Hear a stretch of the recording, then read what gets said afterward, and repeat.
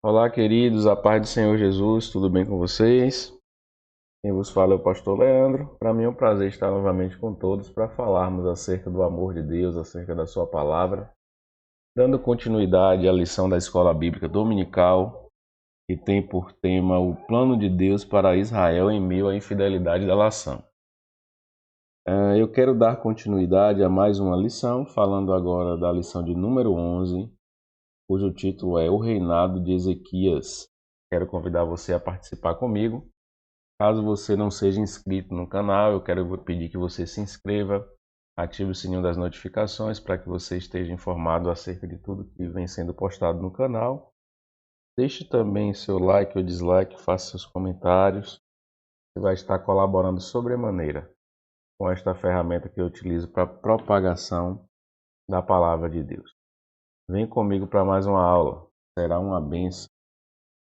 Como eu faço de praxe, eu vou projetar na tela a imagem da lição para que você possa acompanhar em loco. Peço também que você esteja em mãos com seu exemplar bíblico para que você possa acompanhar todas as referências que serão citadas durante a explanação da aula. O texto áureo está lá no segundo livro dos Reis, capítulo 18, verso 5, e nos fala assim: No Senhor, Deus de Israel, confiou de maneira que, depois dele, não houve seu semelhante entre todos os reis de Judá, nem entre os que foram antes dele. A verdade prática nos diz: Deus sempre ouve e guarda os sinceros de coração, que o obedecem e procuram agradá-lo. Deus sempre ouve e guarda os sinceros de coração, que o obedecem e procuram agradá-lo. A leitura diária, que vai de segunda a sábado, eu sempre recomendo que você faça essa leitura como seu devocional, porque além de você estar em contato diário com a palavra de Deus, você poderá aprender e expandir o teu conhecimento acerca do tema da lição. Na segunda-feira, viver para obedecer e agradar a Deus deve ser o objetivo de vida de todo cristão. Na terça, o Senhor prometeu estar com os seus até o fim dos tempos. Na quarta, quem conhece Deus sabe que ele jamais abandona quem o busca. Na quinta, quem está com pensamento firme em Deus é guardado por ele. Na sexta, o Senhor é escudo para os que nele confiam. E no sábado, Deus sustenta os seus filhos com a sua mão. A leitura bíblica em classe está no segundo livro dos Reis em alguns capítulos e versículos diferentes. Primeiro, capítulo 18, versos 1 ao 3, depois o verso 13, verso 28, verso 29. Depois o capítulo 19, versos 1, versos 5 ao 7, versos 15, 16, 20 e 21. Acompanhe comigo essa leitura. Diz assim: Sucedeu que no terceiro ano de Oséias, filho de Elá, rei de Israel, começou a reinar Ezequias, filho de Acás, rei de Judá. Tinha 25 anos de idade quando começou a reinar, e 29 anos reinou em Jerusalém. E era o nome de sua mãe Abi, filha de Zacarias. E fez o que era reto aos olhos do Senhor, conforme tudo que fizera Davi seu pai. Porém, no ano 14º do rei Ezequias, subiu Senaqueribe, rei da Síria, contra todas as cidades fortes de Judá e as tomou. Rabsaque, pois, se pôs em pé e clamou em alta voz em judaico, e falou e disse: Ouvi a palavra do grande rei, do rei da Assíria. Assim diz o rei: Não vos engane, Ezequias, porque não vos poderá livrar da sua mão. Vamos agora para o capítulo 19. E aconteceu que Ezequias, tendo-o ouvido, rasgou as suas vestes e se cobriu de pano de saco e entrou na casa do Senhor. E os servos do rei Ezequias vieram a Isaías. E Isaías lhes disse: Assim direis a vosso Senhor, assim diz o Senhor: Não temas as palavras que ouviste, com as quais os servos do rei da Síria me blasfemaram. Eis que meterei nele um espírito, e ele ouvirá um ruído e voltará para a sua terra. A espada o farei cair na sua terra. E orou Ezequias perante o Senhor e disse: Ó Senhor, Deus de Israel, que habitas entre os querubins, tu mesmo, só tu és Deus de todos os reinos da terra. Tu fizeste os céus e a terra. Inclina, Senhor, teu ouvido e ouve. Abre, Senhor, os teus olhos e olha, e ouve as palavras de Senaqueribe, que ele enviou para afrontar o Deus vivo. Então Isaías, filho de Amós, mandou dizer a Ezequias: Assim diz o Senhor, Deus de Israel: O que me pediste acerca de Senaqueribe, rei da Síria, eu o ouvi. Esta é a palavra que o Senhor falou dele. A virgem, a filha de Sião, te despreza, de ti zomba, a filha de Jerusalém meneia a cabeça por detrás de ti. Então esse é o texto que será a base da nossa reflexão. Os hinos sugeridos são os 526, 467, 178 da harpa cristã.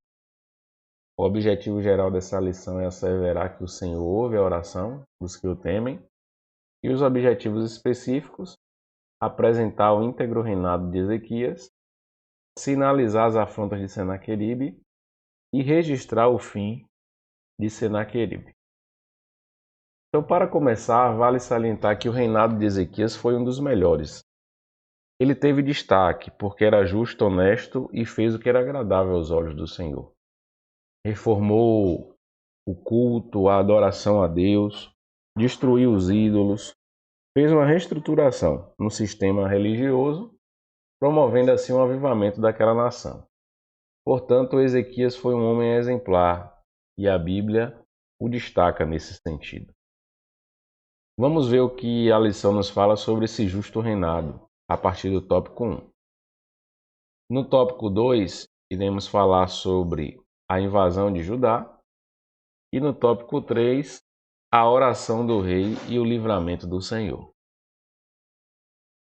Perceba que cada tópico está subdividido em subtópicos e vamos trabalhar cada um deles nessa aula. Primeiro, Ezequias era um rei reformista. Então, isso pode ser observado primeiramente pelo fato dele promover uma restauração espiritual em Jerusalém. Ele reuniu sacerdotes e levitas para propor uma nova aliança. Você pode observar no segundo livro das Crônicas, no capítulo 29, versos 4 ao 11. E toda reforma pressupõe uma mudança de comportamento. Toda reforma pressupõe uma mudança de atitude. E o que é que Ezequias propôs? Justamente isso. Os altares que eram dedicados aos outros deuses foram destruídos.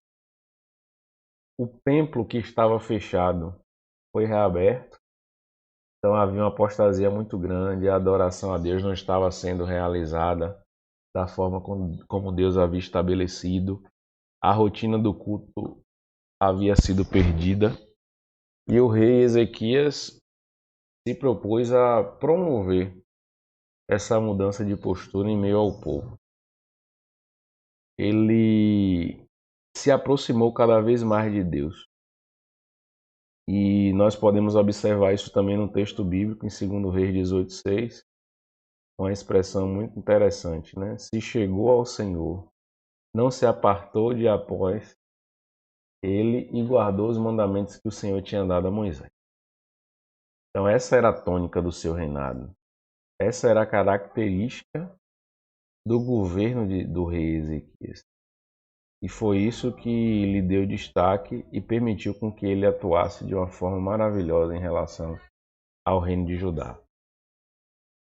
Um outro aspecto foi a purificação dos lugares sagrados. A partir da convocação do rei Ezequias, os sacerdotes se reuniram junto com os levitas para purificar e santificar a casa do Senhor. Então as coisas impuras que estavam no templo foram lançadas fora. O ritual de sacrifícios, conforme Moisés havia estabelecido na época que Deus orientou a construção do tabernáculo. Então tudo isso voltou a funcionar como deveria estar, como nunca deveria ter deixado de ser. E esse pontapé inicial vindo da parte do rei era um diferencial, porque o rei era a autoridade suprema, por tabela ele orientava os sacerdotes que orientavam o povo. A direção em que foi feita a reforma foi a direção adequada, que possibilitou que o povo assimilasse toda aquela mudança. A adoração nacional é um outro tópico, que nos fala que Ezequias convocou os maiorais da cidade para estarem na casa do Senhor. E ali foram oferecidos diversos sacrifícios para a reconciliação de todo Israel. O povo de Israel era desobediente, o povo de Israel andava em desacordo com a lei do Senhor, às vezes realizando coisas contrárias. E isso promoveu uma apostasia enorme na nação. E para promover uma reforma, uma restauração, antes era necessário que o povo se arrependesse e voltasse para o Senhor. Era necessário que o povo se reconciliasse com Deus. E foi essa a proposta do rei Ezequias. Houve muita comoção, pois tanto o rei como os assessores, toda a congregação de Israel se prostraram diante do Senhor. Segundo Crônicas 29, 28 e 29. Então era um cenário em que a perspectiva da nação em relação aos seus rumos, em relação ao nível de comunhão e intimidade com Deus havia mudado. Um outro aspecto que Ezequias proporcionou foi a celebração da Páscoa, que havia sido deixada de lado. E haja vista que a Páscoa foi uma cerimônia estabelecida por Deus quando o povo de Israel saiu do Egito por mão forte do Senhor, sob a liderança de Moisés, e foi ordenada que ela fosse celebrada como um estatuto perpétuo. E o povo não estava fazendo isso. E Ezequias também restaurou esse estatuto que deveria ser celebrado de forma perpétua. Ele convocou o povo para a santidade, a adoração a Deus, e essa reforma ocasionou um grande avivamento. Então perceba que Deus, nos momentos mais críticos, Ele levanta pessoas para cumprirem o propósito que Ele estabeleceu, mudando o rumo, não só de pessoas individualmente ou de grupos segmentados, mas até de toda uma nação, caso seja necessário. Um outro aspecto que convém pontuar é a invasão de Senaqueribe contra a nação de Judá. Perceba que a nação estava vivendo um momento excelente, um momento de avivamento espiritual, um momento de mudança de perspectiva. Mas isso não os isentou dos desafios que eram inerentes a qualquer nação naquela época. Eu tenho repetido isso reiteradamente. As nações naquela época viviam em constante conflito em busca da ampliação dos seus territórios, em busca de condições adequadas para que tivessem água e mantimento, em busca de expansão para implementar o seu domínio. Com o reino de Israel, e falando especificamente de Judá, não era diferente. Judá era uma região muito vista, observada e muito quista por todas as nações que estavam ao redor. E era importante que eles estivessem sempre vigilantes, porque as nações inimigas sempre tentavam subjugar o povo de Deus. E o que aconteceu nesse cenário que irei pontuar agora? O Império da Síria estava em franco crescimento e havia invadido várias nações, e o objetivo dele agora era Judá. Invadir Judá, subjugar Judá. Então ele enviou o seu exército para sitiar Jerusalém e enviou um porta-voz para ameaçar Ezequias.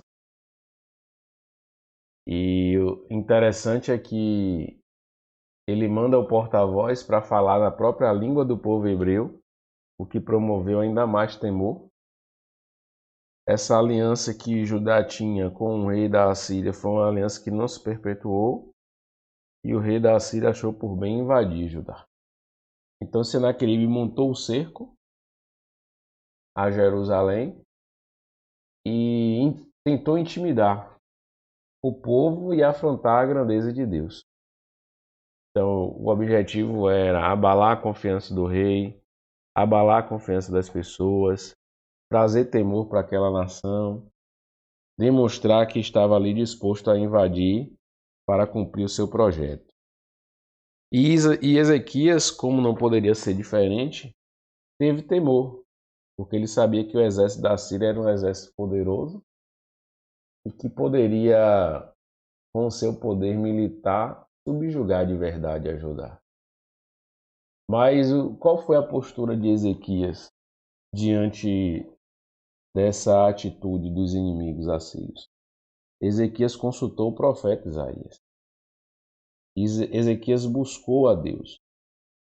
Ezequias procurou refúgio naquele que de verdade poderia ser o socorro bem presente na angústia. Isso serve muito de lição para nós, porque às vezes as soluções que nós precisamos estão além da nossa capacidade. Sabemos que com o nosso dinheiro não iremos conquistar, com a nossa força não iremos conquistar, utilizando as pessoas que nós conhecemos não iremos conquistar. Tudo que está à nossa volta e o cenário apontam para uma perda, apontam para a derrota, apontam para uma falta de perspectiva ou expectativa. Mas nessas horas nós precisamos fazer valer a nossa fé, e não só uma fé contemplativa, mas uma fé em ação que nos leva a agir perante Deus, clamando a sua vontade, depositando a nossa esperança nele. E foi isso que o rei Ezequias fez.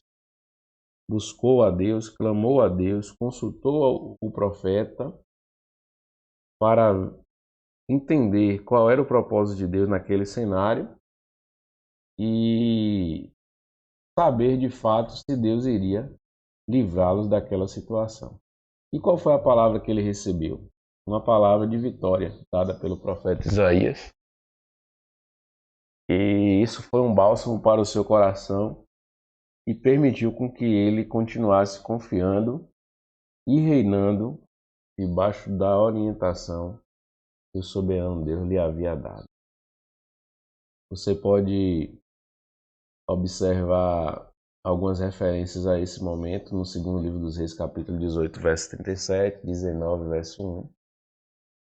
E no próprio livro do profeta Isaías, capítulo 37, verso 1 ou 7.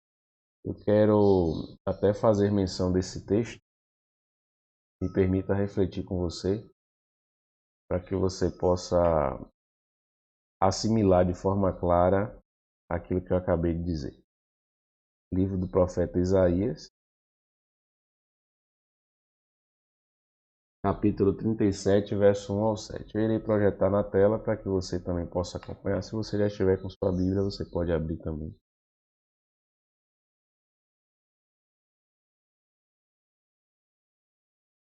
Capítulo 37 do livro de Isaías, do profeta Isaías, do verso 1 ao 7. Já está aí na tela. São duas traduções diferentes, tá, irmãos? É o mesmo texto, um ao lado do outro. Eu até recomendo, quando você for estudar a Bíblia, que você faça assim, porque tem algumas traduções que têm uma linguagem mais próxima do original e te permitem ter um entendimento melhor do que o autor quis dizer quando escreveu o texto. Vamos aqui para a primeira coluna. Quando o rei Ezequias soube disso, rasgou suas vestes, vestiu pano de saco e entrou no templo do Senhor. Depois enviou o administrador do palácio, Eliaquim, o secretário Sebna e os chefes dos sacerdotes, todos vestidos de pano de saco, ao profeta Isaías, filho de Amós. Com esta mensagem: assim diz Ezequias, hoje é dia de angústia, de repreensão, de vergonha, como quando uma criança está a ponto de nascer e não há forças para dar-lhe a luz. Talvez o Senhor, seu Deus, ouça as palavras do comandante de campo, a quem o seu senhor, o rei da Síria, enviou para zombar do Deus vivo. E que o Senhor, o seu Deus, o repreenda pelas palavras que ouviu. Portanto, ore pelo remanescente que ainda sobrevive.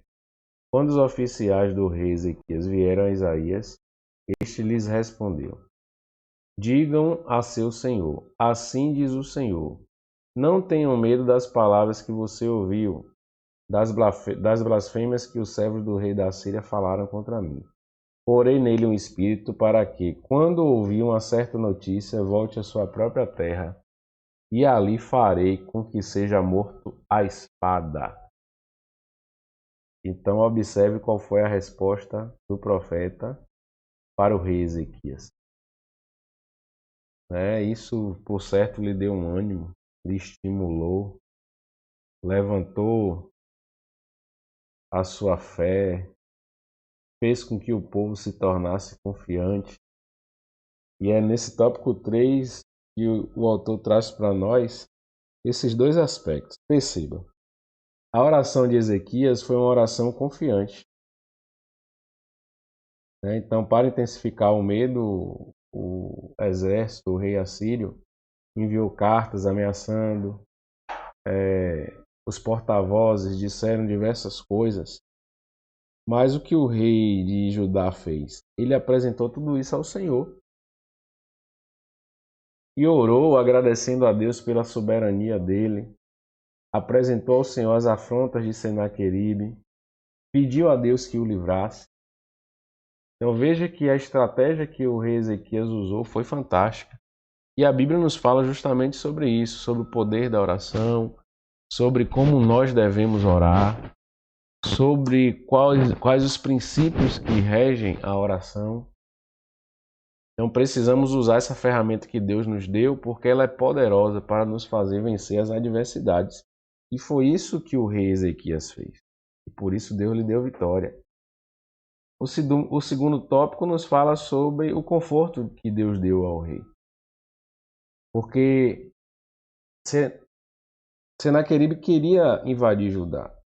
Ezequias sabia que não havia outra alternativa senão pedir a ajuda de Deus. E ele consultou o profeta Isaías. E o profeta Isaías, ao receber aquela consulta, lançou uma palavra da parte de Deus para o rei, dizendo que ia dar vitória ao povo de Judá. E veja o que o texto diz, se você puder, em um outro momento, ler o segundo livro dos Reis, capítulo 19, verso 35, você vai ver. Naquela mesma noite, sem que Ezequias usasse qualquer arma, o Senhor dos Exércitos lhe deu livramento. O anjo do Senhor foi enviado por Deus, matou de uma só vez 185.000 assírios. O fim de Senaqueribe não poderia ser mais trágico. Ele foi assassinado pelos próprios filhos. Então, após essa grande derrota, ao retornar para o seu ambiente familiar, Ezequias foi morto pelos seus próprios filhos. Então, esse foi o resultado contra a vida de um homem que se levantou perante a nação de Judá, a nação que Deus havia escolhido. Fruto da vontade, do propósito de Deus, fruto das orações de um rei que era temente e que fez o que era bom aos olhos do Senhor. Então aprendemos nessa lição que ninguém pode zombar de Deus e ficar impune. Aprendemos nessa lição que o rei Ezequias foi diferente de todos os outros que estiveram em Judá, porque ele foi temente ao Senhor, confiou em Deus e nos momentos mais críticos ele olhou para os céus e pediu socorro àquele que é o único que pode nos dar em momentos difíceis.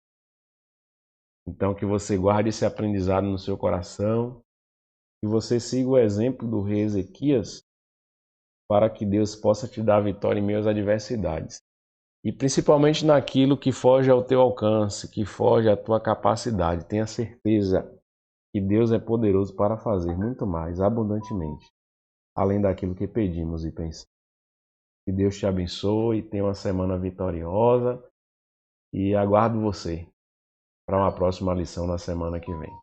Se você deseja ser um semeador do canal, participar comigo na construção e na expansão dessa ferramenta, está aí na tela um QR Code, você também tem no vídeo a descrição de como você pode participar. Eu quero contar com a tua ajuda também, investindo na obra de Deus. Deus te abençoe, tenha uma semana vitoriosa na presença do Senhor.